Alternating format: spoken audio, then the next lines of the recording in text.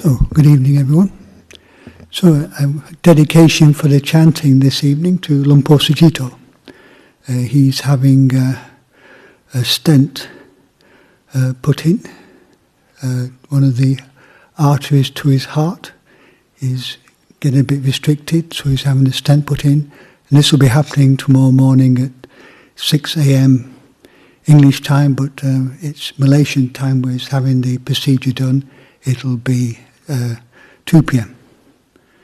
So, yes, we can dedicate the chanting. And may Sujito means good heart, so may his good heart affect his physical heart, and he gets through his operation without any problems. Yeah.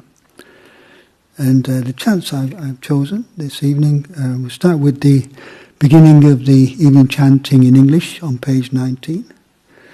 Then we'll do the highest blessings of our blessings to Lumpur Sujito on page 46, and followed by the reflection on universal well-being on 41. That's 19, 46 and 41.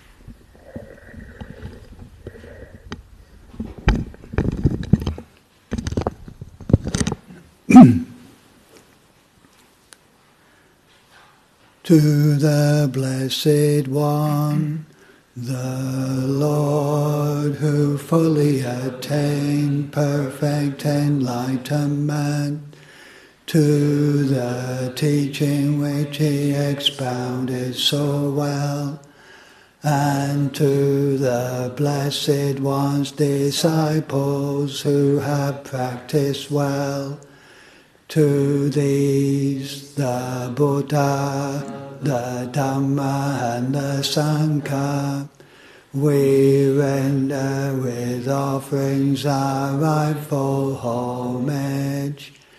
It is well for us that the Blessed One, having attained liberation, still had compassion for later generations. May these simple offerings be accepted for our long-lasting benefit and for the happiness it gives us. The Lord, the perfectly enlightened and blessed One, I render homage to the Buddha, the Blessed One.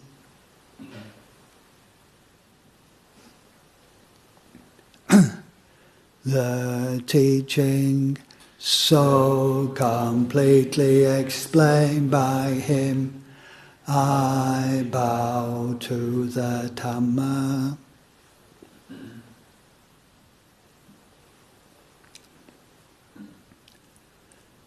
The Blessed One's disciples who have practiced well, I bow to the Sangha.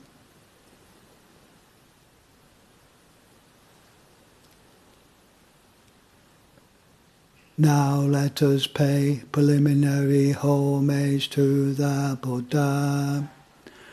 Homage to the Blessed, Noble, and perfectly enlightened One. Homage to the Blessed, Noble, and perfectly enlightened One. Homage to the Blessed, Noble, and perfectly enlightened One.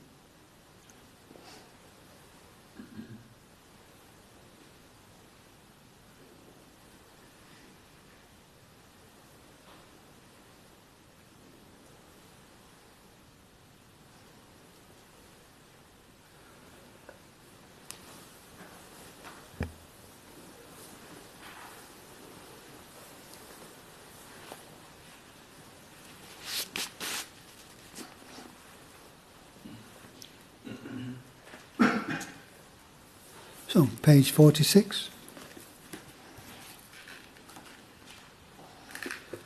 Now let us chant the verses on the highest blessings. Thus have I heard that the Blessed One was staying at Savatthi, residing at the Chithurst Grove in Attapindika's park. Then in the dark of the night, a radiant Deva illuminated old Chithurst Grove. She bowed down low before the Blessed One, and standing to one side she said, Devas are concerned for happiness and ever long for peace. The same is true for humankind. What then are the highest blessings? Avoiding those of foolish ways, associating with the wise, and honouring those worthy of honour. These are the highest blessings. Living in places of suitable kinds, with the fruits of past good deeds, and guided by the rightful way. These are the highest blessings. Accomplished in learning and craftsman skills, with discipline highly trained, and speech that is true and pleasant to hear. These are the highest blessings. Providing for mother and father support, and cherishing family, and ways of work that harm no being. These are the highest blessings. Generosity and a righteous life, offering help to relatives and kin, and acting in ways that leave no blame. These are the highest blessings. Steadfast in restraint and shunning evil ways, avoiding intoxicants that dull the mind, and heedfulness in all things that arise. These are the highest blessings. Respectfulness and being of humble ways, contentment and gratitude, and hearing the Dhamma frequently taught. These are the highest blessings. Patience and willingness to accept one's faults, seeing venerated seekers of the truth, and sharing often the words of Dhamma. These are the highest blessings. Ardent, committed to the holy life, seeing for oneself the noble truths, and the realization of Nibbana. These are the highest blessings. Although in contact with the world, unshaken the mind remains, beyond all sorrow, spotless, secure. These are the highest blessings. They who live by following this path know victory wherever they go, and every place for them is safe. These are the highest blessings. So, page 41.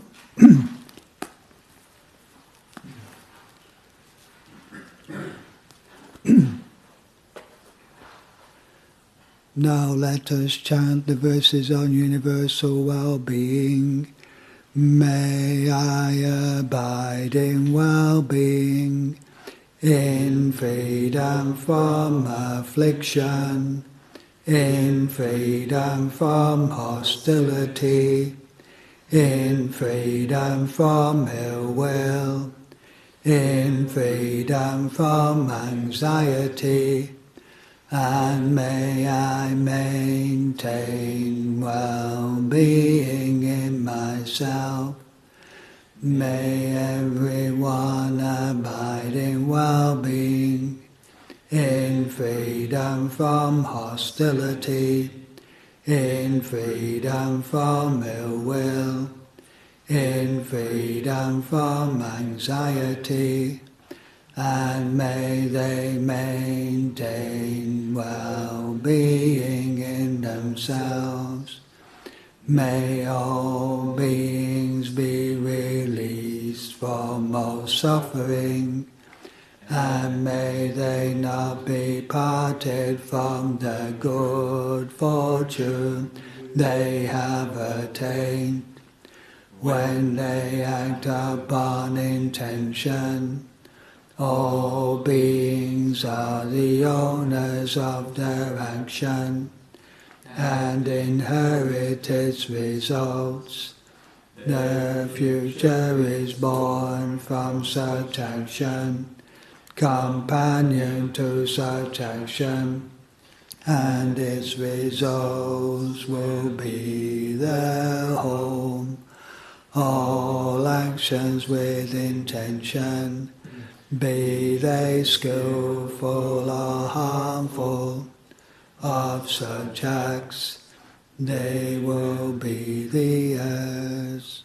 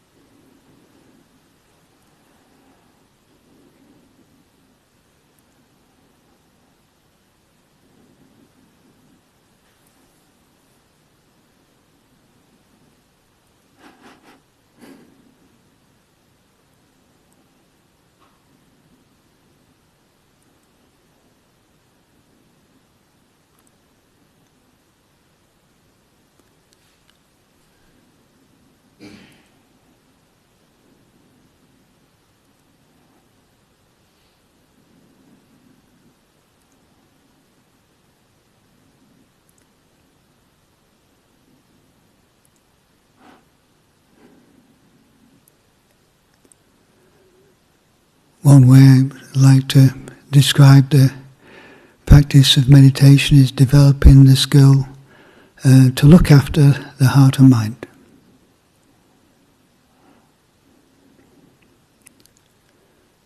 To promote wholesome things in the heart and mind, and abandoning those things that are not wholesome and useful.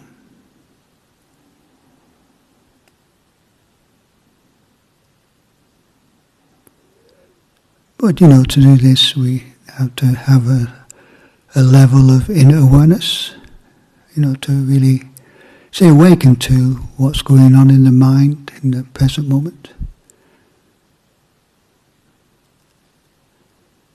And learn to be aware of, if what we're experiencing in the present moment is something skillful or unskillful. If it's something unskillful, how to turn our attention to something more skillful.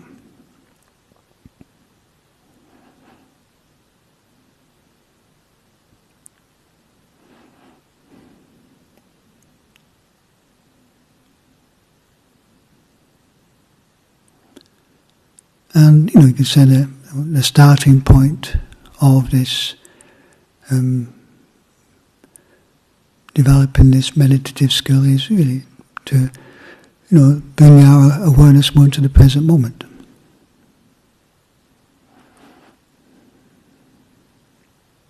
The habitual mind tends to jump off and thinking about this, thinking about that, off into the past, off into the future. Or, just fantasizing, daydreaming. So how just to develop a more clear quality of awareness in the present. A steadiness, you could say, a steadiness of attention. And from a steadiness of attention from which we can more clearly observe the mind, understand the mind.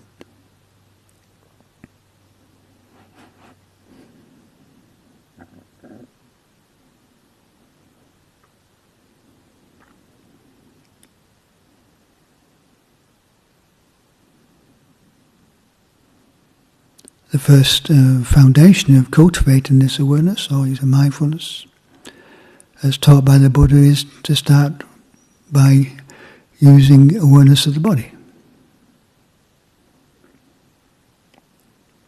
If we can maintain some level of awareness of the body through a period of meditation, that means we're more in the present moment.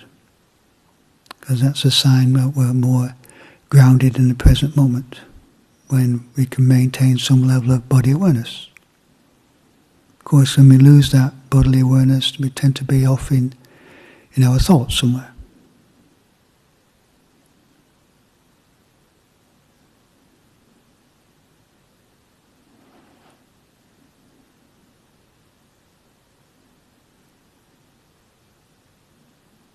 And one practice of cultivating mindfulness of the body is mindfulness of the in and out breath.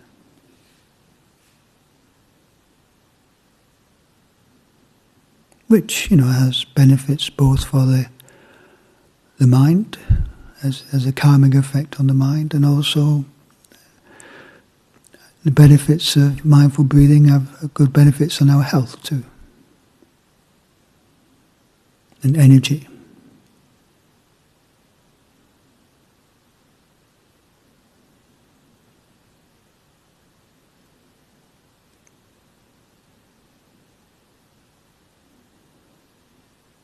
Of course, the breath is also a very precious thing, because without it we wouldn't be alive.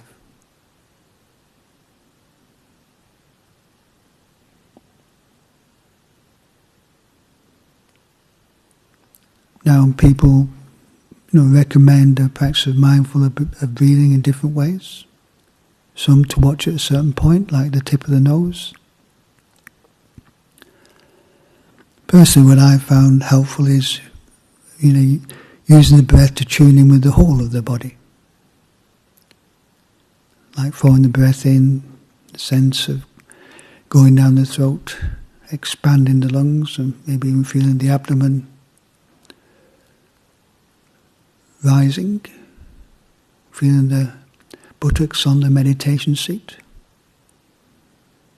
So let's say breathing in, sweeping down through the physical body.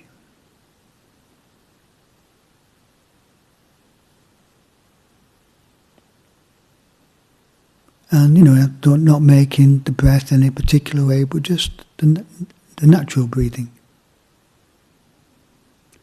Just noticing the physical effects of an in-breath.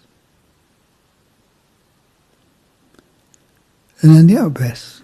The abdomen falls, chest contracts, the breath flows out from the nose.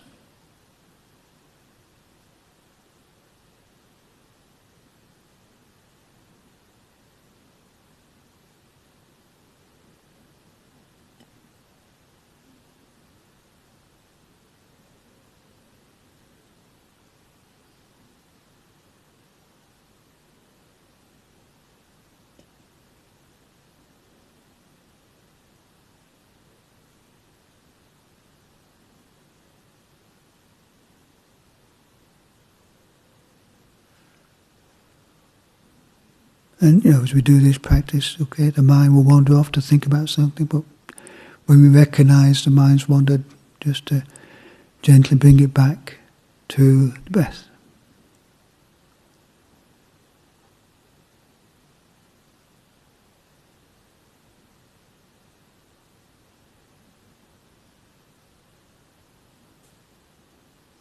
And not doing it in a forceful, grit your teeth way, but more in a relaxed way.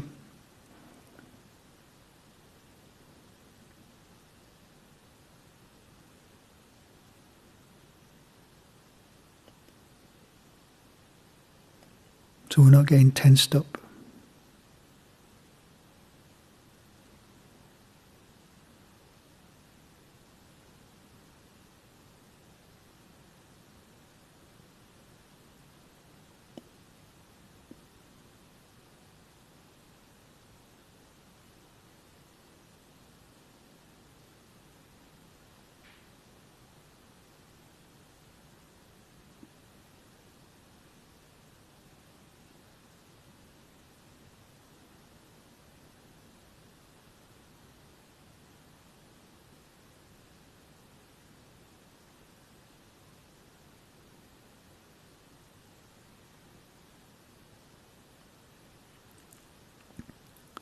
If it's helpful, we can sometimes use it like a thought with the breath. As we breathe in quietly with the thought breathing in. Or with the thought breathing out. Or we can use something like a mantra, like in the forest tradition, this word Bhutto. Breathing in Bhut, breathing out To, Bhutto. So this, helps to keep the mind more with the breath than wandering off into different thinking about this and that.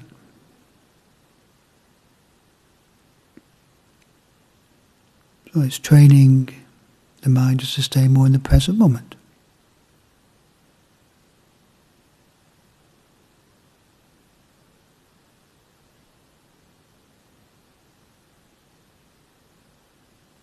Or maybe a thought of metta, breathing with the thought, may I be well. Breathing out with the thought, may all beings be well.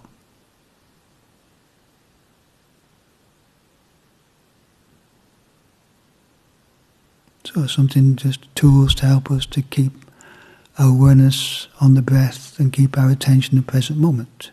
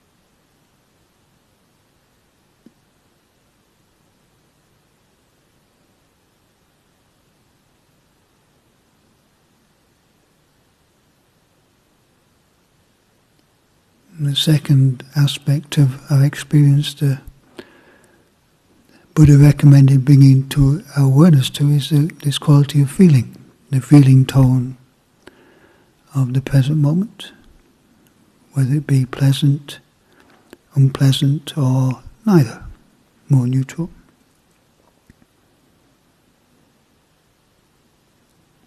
And that when we cultivate meditation, it's not an easy ride. So, some willingness to, we have to bear with some habits of mind that are not very pleasant. And also sitting, some physical discomfort.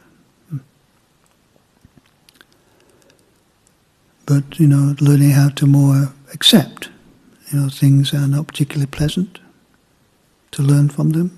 And this is a way we can really strengthen the mind and our awareness to hold in mind something that's not pleasant.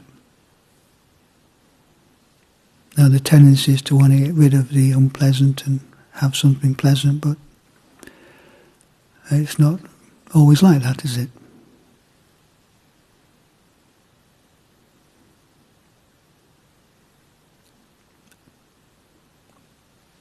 But, as you cultivate meditation, one may find you can be more, the level of tolerance of something unpleasant increases. So we don't suffer so much from unpleasant experience.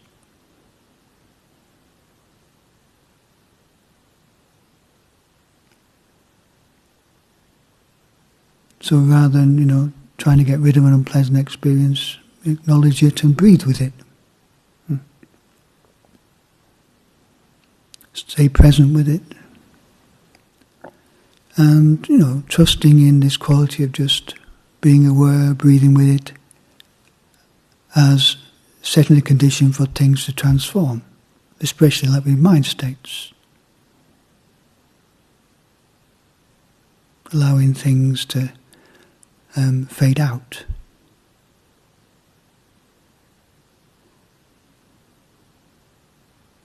In Buddhism, the middle way. It's not about, really, trying to create pain for ourselves, but willingness just to be with, the difficult mind states that we do experience,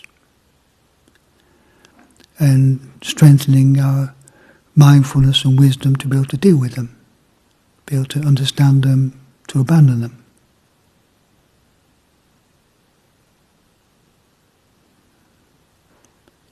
Another aspect, like with pleasant feelings, not to get carried away with pleasant experiences. So the skill of meditation is not to try and get rid of anything, not to try and get anything, but just to awaken to the way things are.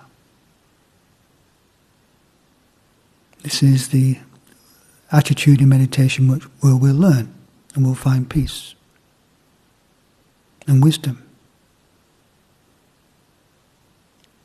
Where if we're caught up in wanting this, trying to get rid of that, then it's always agitated. It's not peaceful.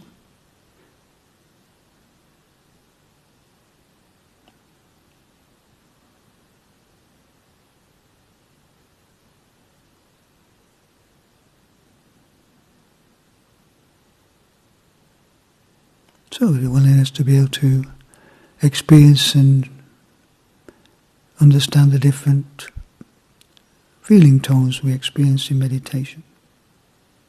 Pleasant, unpleasant, or neutral.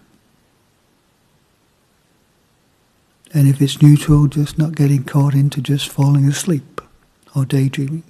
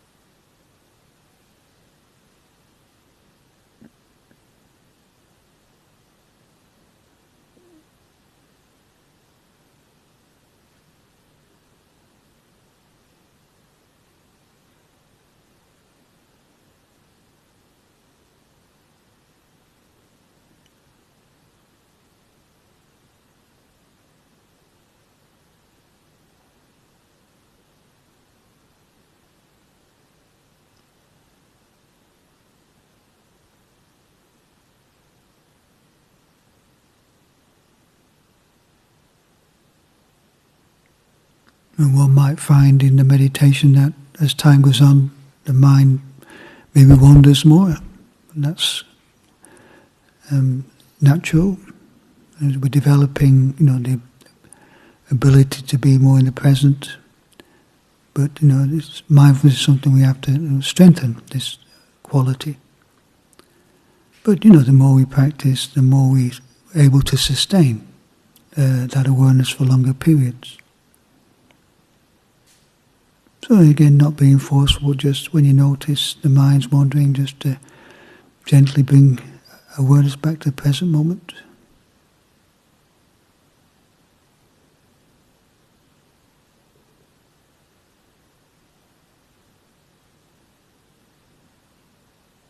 Again, tuning in with the body, maybe noticing if there's any changes in the way you're experiencing the body as we sweep down to the, breathing in through the nose, chest expanding, abdomen rising, buttocks touching the seat,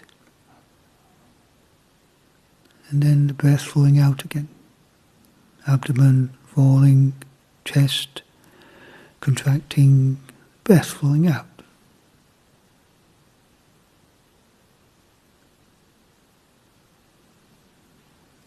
Now sometimes we can just take maybe a deeper breath than normal, just to tune in more with the breath.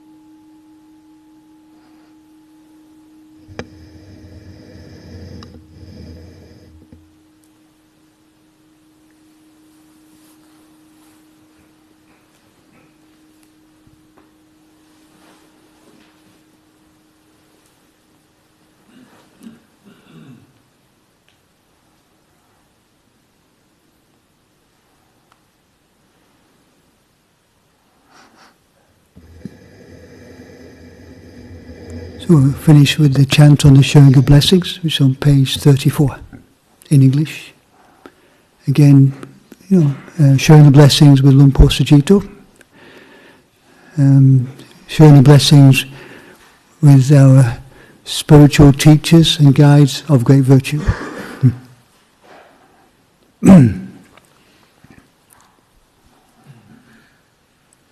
Now let us chant the verses of sharing and aspiration through the goodness that arises from my practice.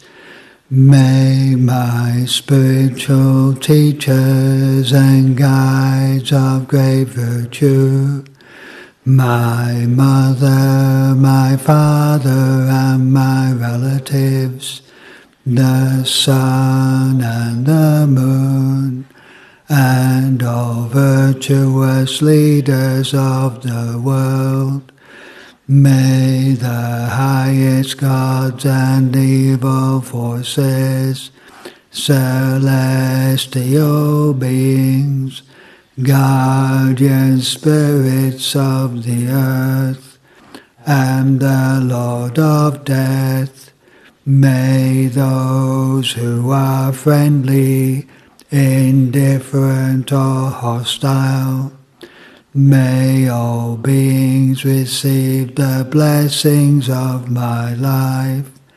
May they soon attain the threefold bliss and realize the deathless.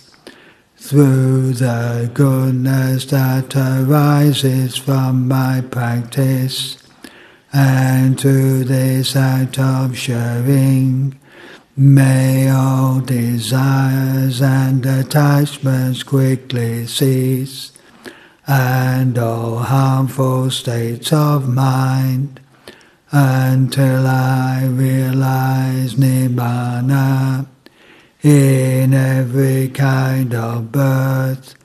May I have an upright mind, with mindfulness and wisdom, austerity and vigor. May the forces of delusion not take hold, nor weaken my resolve.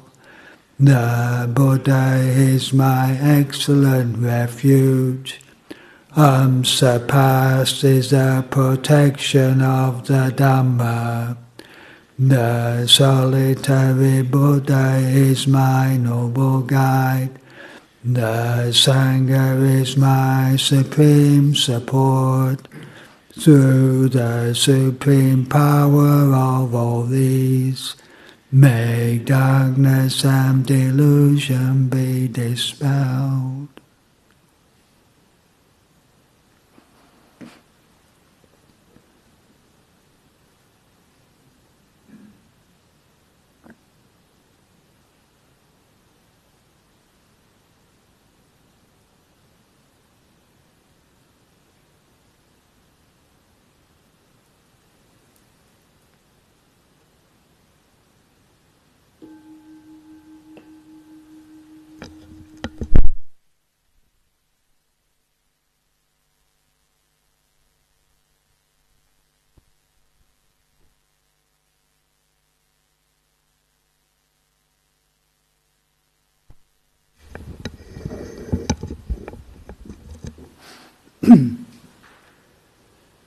The Lord, the perfectly enlightened and blessed One, I render homage to the Buddha, the Blessed One.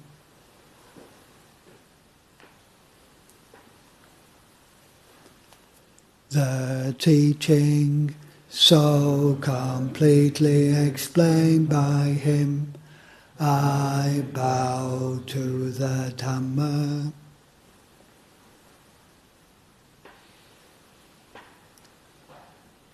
The Blessed One's disciples who have practiced well, I bow to the Sangha.